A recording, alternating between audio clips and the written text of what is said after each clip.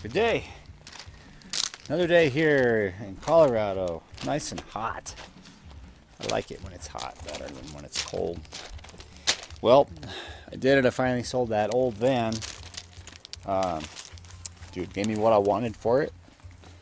And he had cash, which was awesome. So, as a result, I've gotten myself some new rubber here on the Dodge. As you can see, got some Dick C-Pex 33s, and in the back we're just fine. But since the suspension is so clapped out in the front, it's really close. I mean, I can't believe it didn't rub. I mean, we're talking millimeters when this thing is turned. If I so much as hit a bump, you know, when I'm driving and turning, it's gonna rub. But only a little bit. And I do plan on lifting both axles a couple of inches. I don't think I'm gonna go all crazy. I think I'm just gonna get an add-a-leaf pair for each side, which will set me back a couple $100, but it'll beef up the springs a little bit. I'll be able to haul more in it, and it'll give me anywhere from 1 to 3 inches of lift. So over here in this area, I'm getting ready to put the 350 back into the GMC. I've got the accessories mounted back onto the front. I've got the harmonic balancer and the pulley back on there. Basically, this engine is ready to go. Had a hunch. Last night I was just like, you know what? I forgot to put RTV in the 4 corners of the oil pan where the rear main seal meets the block and the oil pan, and also where the front timing cover meets the block and the oil pan. I thought, yeah, I think I remember that being part of the procedure. So, you know, a lazy person might have just said, fuck it, it's already torqued down. They're Velcro gaskets, who cares? It's probably not going to leak. I beg to differ. So I did tear it all apart, dropped the pan again. And when I did, I noticed something terrible, which made me do a bunch more work. Down here at this rear main seal, you can see that there's a nice gasket there. What had happened was, the first time I installed it, it was dark and I only had a light shining in one place, and what had happened is the gasket actually slipped, and it was not there. It was actually down in the oil pan here, getting smashed basically by the other gasket. So as soon as I dropped the pan, I saw that gasket hanging off of there and that it wasn't aligned, so I had to take the rear main seal off again, clean it all up, and luckily the gasket was okay. I didn't destroy it. It didn't get, you know, folded over or anything like that, and didn't tear. So and I used very minimal RTV, so I was able to remove what little was there. But this time I was a little bit more heavy, and I used RTV on all the bolts, which I didn't do the other time either. I don't know why I failed to do that step, but I went back and redid it, and I'm glad I did, because that would have been bad. There was basically no gasket there on the right side of that rear main seal, and if I would have started my engine up, it would have spewed oil all over the bell housing, and I probably would have lost oil pressure rather quickly. So I'm really glad that I went ahead and did that, and then subsequently caught that other mistake, because it wasn't obvious. It wasn't obvious at all to me that the gasket was half in there and half not. Had I not dropped the pan, I would have had no idea until I started the engine up and blew it. So I'm really thankful that I had a hunch to just go in there and drop the pan again, RTV the corners, clean everything up. There's another thing too. Like when I did put the pan on, I was in a bit of a hurry because it was nighttime. I was tired, but I didn't want to leave the pan dropped overnight in the dirt shop.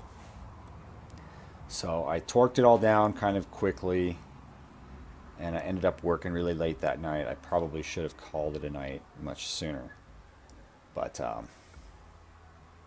anyway, all that stuff is fixed now, and I think it's good to go. I feel a lot better about the gaskets and the bolts not leaking now. I double checked my harmonic balancer. It's within 5 thousandths of where it was before I tore all this down. And that's about it. So now I'm going to jump into the truck here and start working on this mess in here. As you can see, I've done a little bit of cleaning with the degreaser. Great stuff. There's some areas that need wire loom.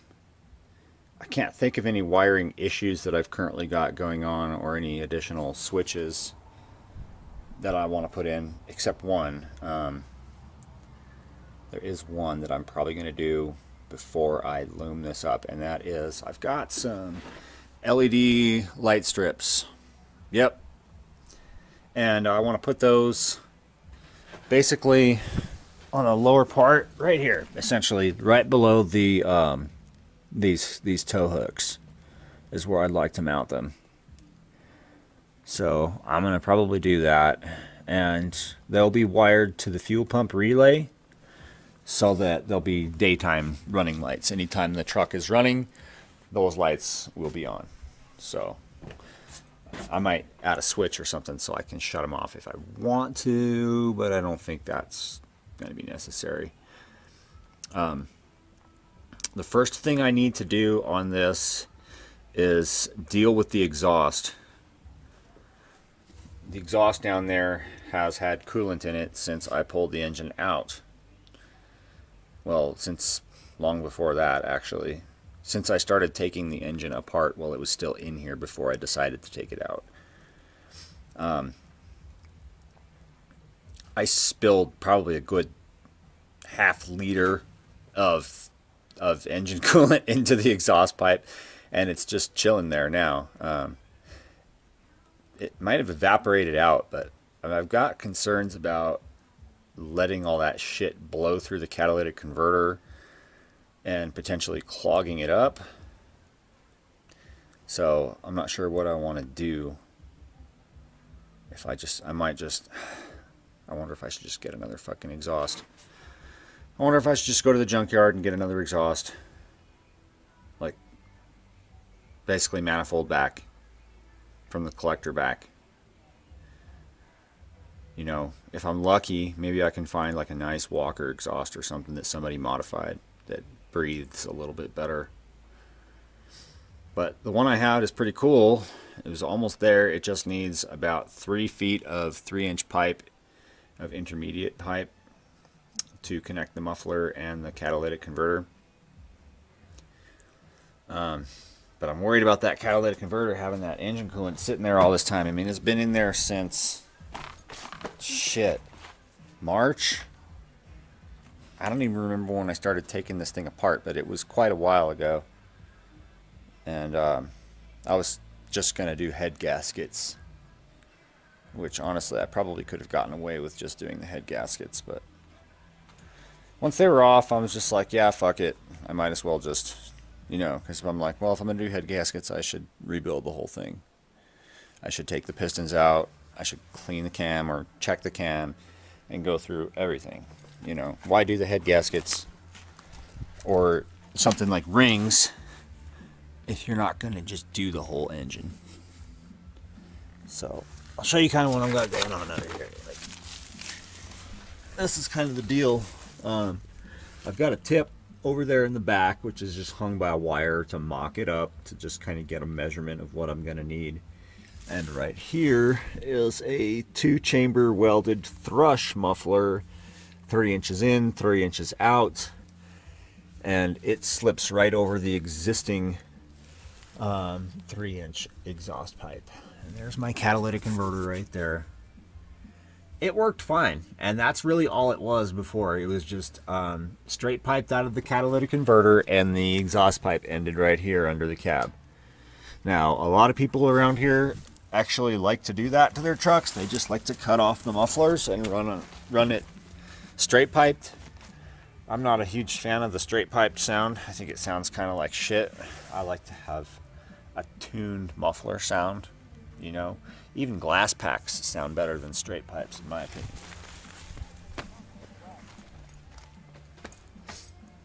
But that's kind of where I'm at, so I'm going to go crawl under there and see if I can vacuum out like the coolant or something. That way I might stuff a rag or something in there, something that can't get pulled in, you know, and try to vacuum the coolant out with the shop vac. So I'll catch y'all later in the next segment.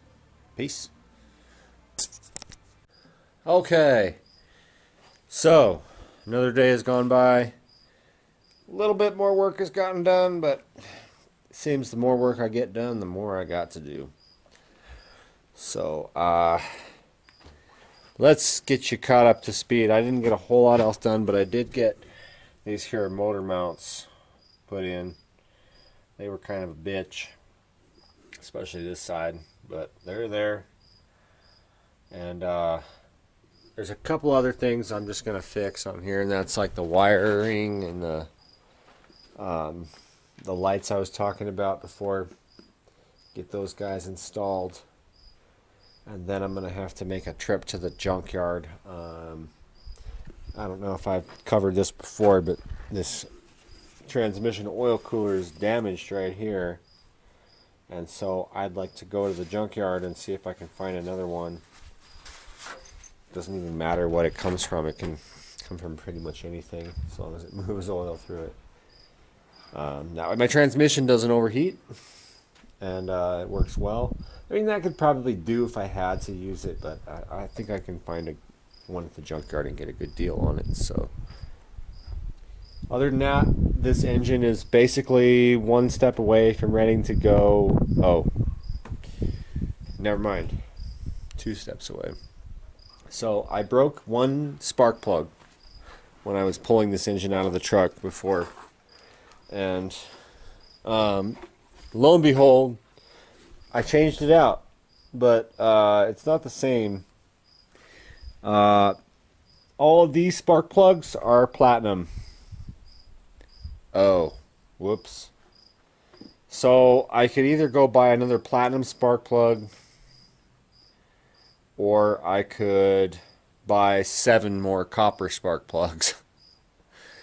The solution is pretty obvious there. I just need to get a platinum spark plug. As I was mentioning, the spark plugs all need to be changed out. Well, the one I'm going to change out to platinum. It's just cheaper. I'm sure these other ones were changed like last year, so they're still fine. I looked at the electro, the one I took out, no problems with it whatsoever. So we'll be running another platinum plug in there for sure. What the hell else? Oh, other than that, everything's done except for the flywheel. I mean, flex plate. We got to put the flex plate in there from the automatic transmission. And then this engine should be ready to put into this truck. And like I said, I just got to do a little wire loom work here, a little bit of routing of some new wire, and then it's ready to go in. And then the crazy part begins. You see all that crap there around the bell housing? Behind it, essentially, like all that shit mounts up to the engine. All those little brackets and everything like that. So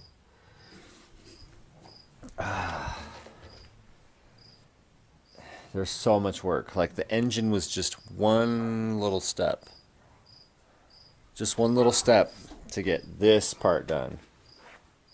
Now the engine is good. Okay, we know that everything checks out on this. Like, it's got great compression, runs good when we pulled it, but now it's got, you know, all new seals, new gaskets, new timing set, Like everything is going to be perfect on this thing when we're done with it.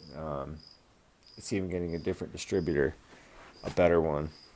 Well, a newer one anyway. So, but that's just the engine. We still have to deal with the rest of this truck. And there's a lot to deal with. Luckily, the transmission and back is good to go. The front end is pretty much good to go. Like, there may be a few issues that we have to deal with here, but it was recently aligned since I've owned the truck. So, but other than that, it's just like, yeah, it just seems like a never-ending process, but I'm making progress. I can't talk, it's getting late. Making progress every day. So anyway, we'll catch y'all later in the next video, and we'll just keep wrenching away at this truck until we got it back. Peace.